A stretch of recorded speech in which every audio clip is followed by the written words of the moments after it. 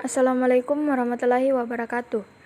Perkenalkan, kami dari kelompok 5 yang beranggotakan 2 orang, saya sendiri Roslinawati, NIM 2004030157.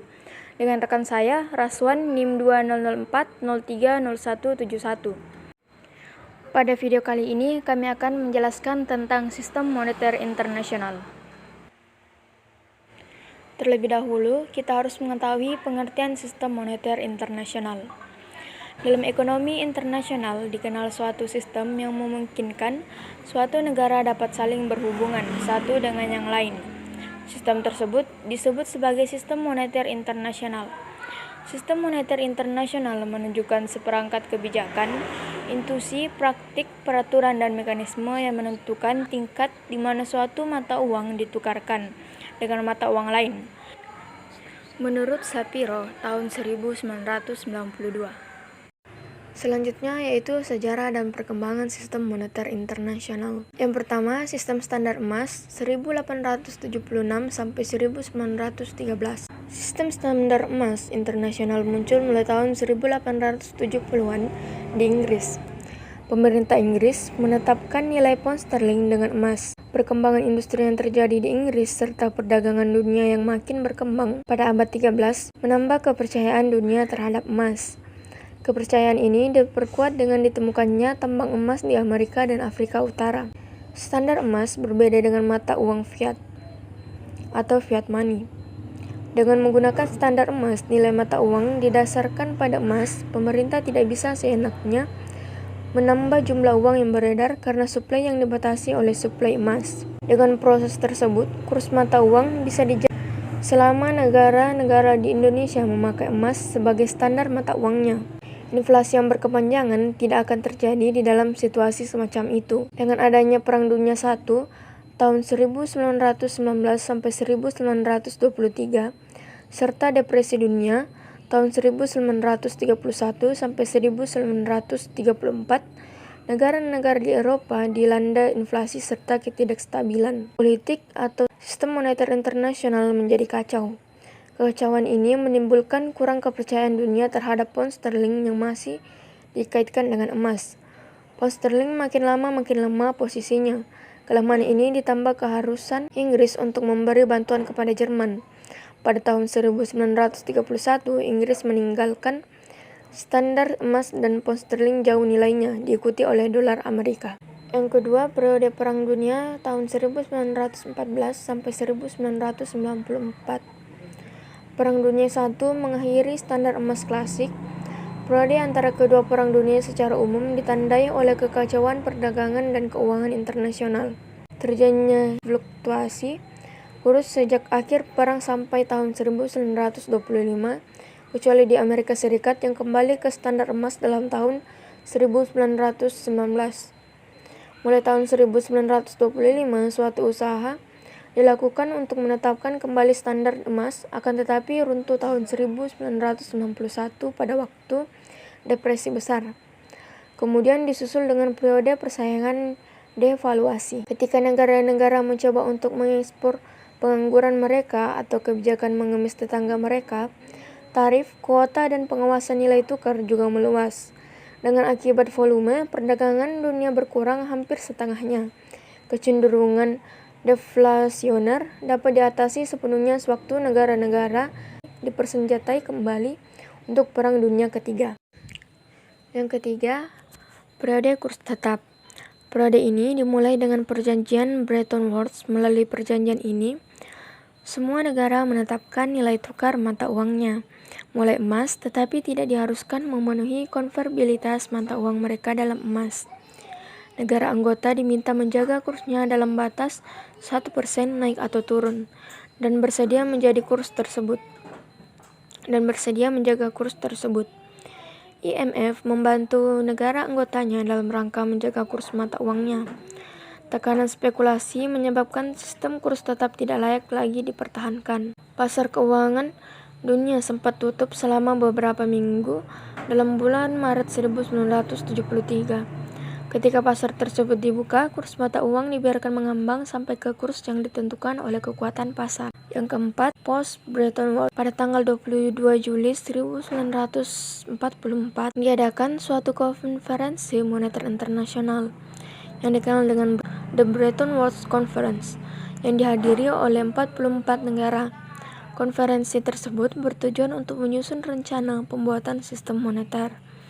2 tahun setelah konferensi tersebut didirikan IMF dan Bank Dunia untuk mengatasi sistem internasional. Selama periode 1944 sampai 1973, dolar merupakan mata uang yang sangat penting dalam lalu lintas pembayaran internasional. Peranan dolar ini timbul setelah Perang Dunia disebabkan saat itu terjadi kekurangan dolar. Negara-negara Eropa yang sangat memerlukan uang atau dana untuk memulihkan keadaan ekonominya, satu-satunya sumber adalah Amerika Serikat, sehingga dolar banyak diminta. Konsekuensinya, emas menjadi tergeser oleh dolar, sebab di samping memiliki tenaga beli yang kuat di Amerika, reserves dalam bentuk dolar akan memberikan penghasilan bunga. Dengan semakin pentingnya fungsi dolar, maka setiap anggota menetapkan perbandingan mata uangnya terhadap dolar yang kemudian apabila perlu dapat ditukarkan dengan emas.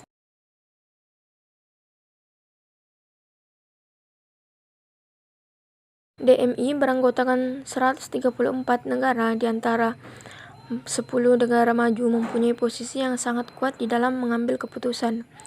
Setiap anggota memperoleh jatah atau kuota yang harus dibayar 25% dengan emas dan sisanya 75% dengan mata uangnya. Besarnya kuota menentukan hak suaranya serta jumlah pinjaman yang dapat diperoleh dari DMI.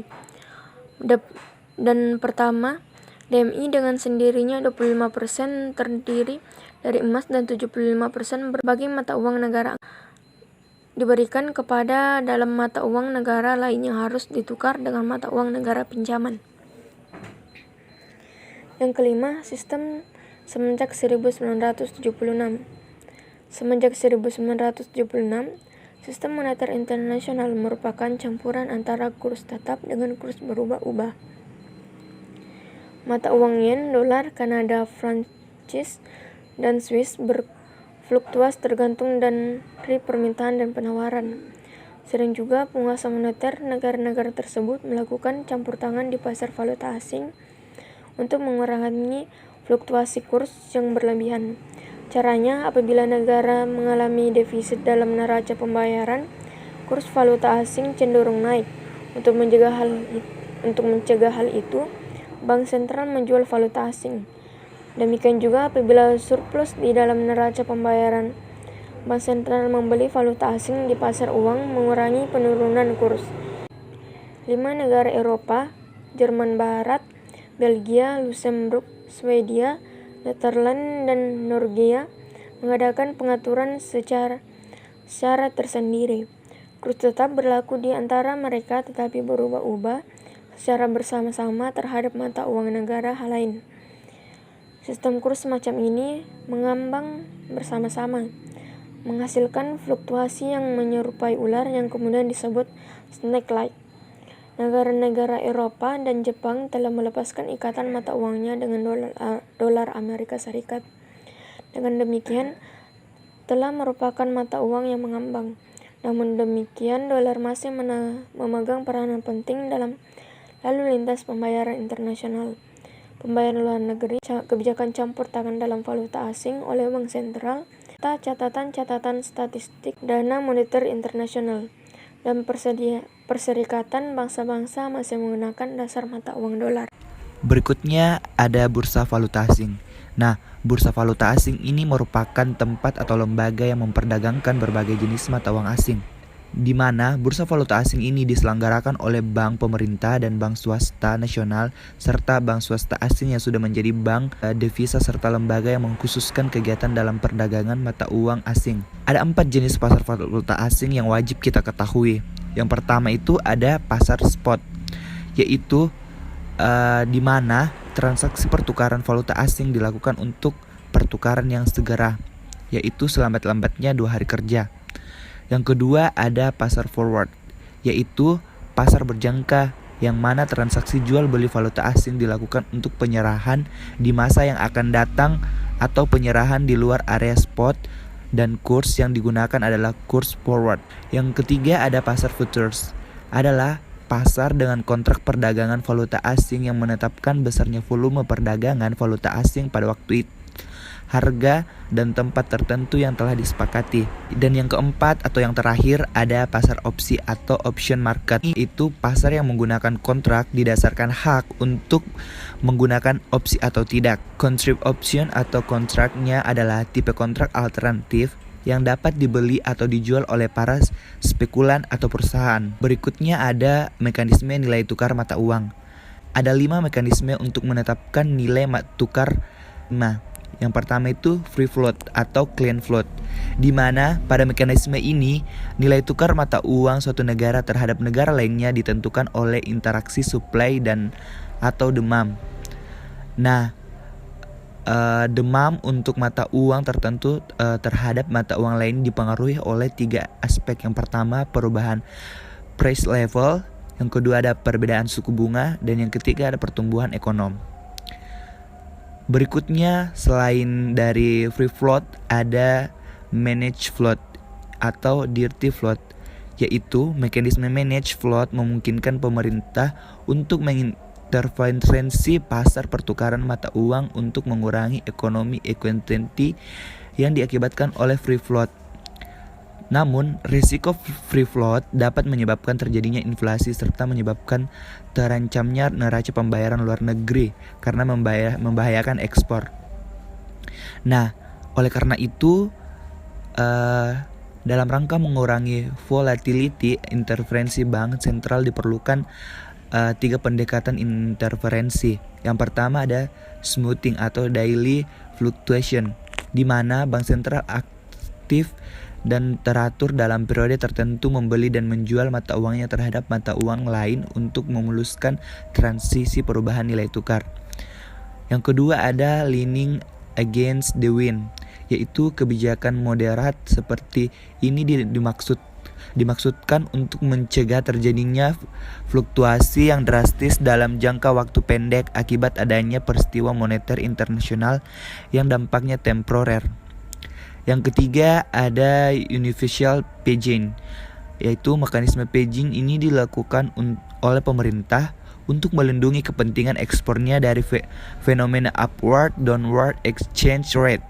Dengan demikian, pemerintah dengan tanpa pengumuman resmi dapat menentukan nilai tukarnya terhadap mata uang lain, sehingga dalam hal ini tidak ada komitmen terhadap level nilai tukar mata uang asing.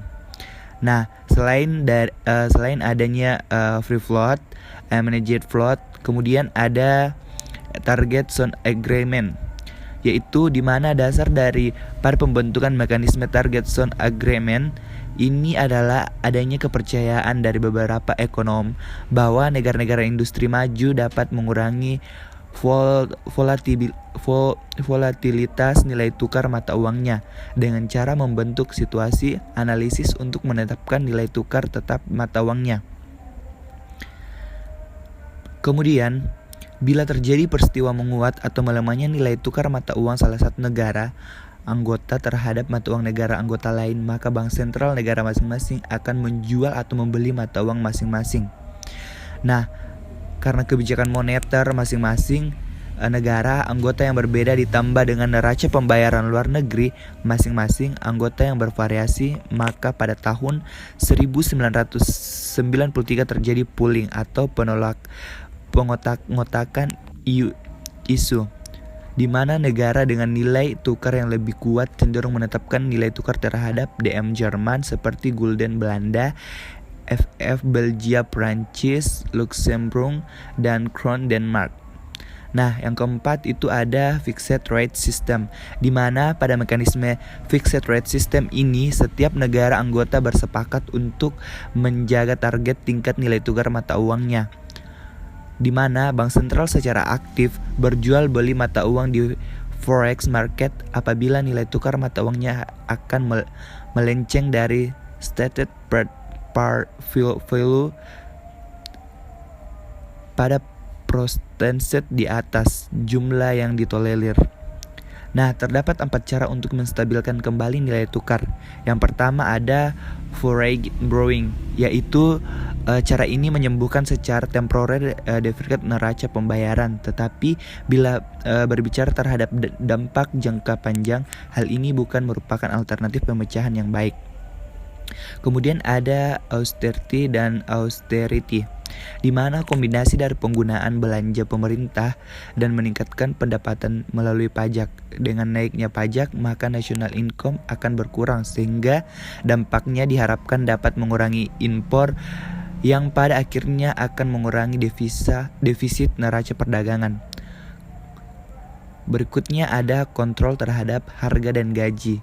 Nah, cara ini merupakan alternatif dari austerity dan kurang populer pada zaman ini karena kebijakan ini malahan akan lebih memberikan tekanan terhadap nilai tukar mata uang lokal karena pemerintah dianggap tidak berniat untuk membasmi problem defisit neraca pembayaran yang sebenarnya. Kemudian berikutnya ada kontrol nilai tukar atau exchange controls, yaitu untuk menyeimbangkan neraca pembayaran luar negerinya. Beberapa negara berkembang menggunakan sistem ini. Dengan nilai mata uang overvalued akan menjatah sejumlah mata uangnya untuk ditukar dengan mata uang asing, sementara negara dengan nilai mata uang yang undervalued akan melarang masuknya modal asing ke dalam negeri. Nah, bagi manajer dan investor ada beberapa tahap neraca pembayaran setidaknya. Yang pertama itu neraca pembayaran membantu dalam meramalkan potensi pasar suatu negara. Yang kedua, neraca pembayaran merupakan indikator penting adanya tekanan terhadap kurs suatu negara. Yang ketiga, neraca yang mengalami defisit neraca pembayaran secara terus-menerus dapat merupakan petunjuk akan terjadinya kontrol terhadap pergerakan modal seperti pembayaran dividen, fee dan bunga terhadap perusahaan investor asing. Sekian yang dapat kami jelaskan pada video kali ini, semoga bermanfaat. Wassalamualaikum warahmatullahi wabarakatuh.